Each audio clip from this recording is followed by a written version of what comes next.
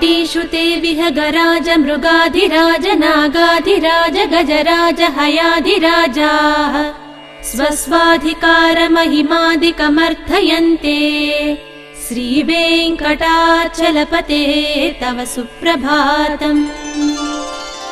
सूर्येन्दुभौमबुधवाक्पति काव्यसौरिस्वर्भानुकेतु दिविषत्परिषत्प्रधानाः त्वद्दासदासचरमावधिदासदासाः श्रीवेङ्कटाचलपते तव सुप्रभातम्।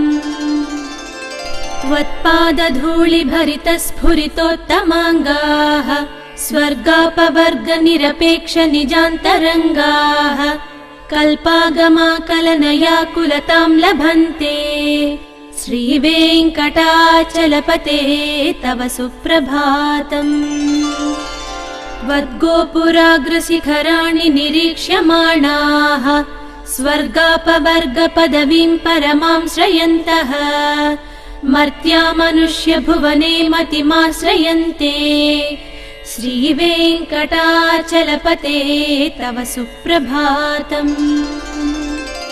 श्रीभूमिनायक दयादिगुणामृताब्धे देवादिदेव जगदेक शरण्यमूर्ते श्रीमन्ननन्त गरुडाधिभिरर्चिताङ्घ्रे श्रीवेङ्कटाचलपते तव सुप्रभातम्। श्रीपद्मनाभ पुरुषोत्तम वासुदेव वैकुण्ठ माधव जनार्दन चक्रपाणे श्रीवत्स चिह्न शरणागत पारिजात श्रीवेङ्कटाचलपते तव सुप्रभातम्। कन्दर्पदर्पहर सुन्दर दिव्यमूर्ते कान्ताकुचाम्बुरुह कुट्मललोल दृष्टे कल्याण निर्मल गुणाकर दिव्यकीर्ते श्रीवेङ्कटाचलपते तव सुप्रभातम्।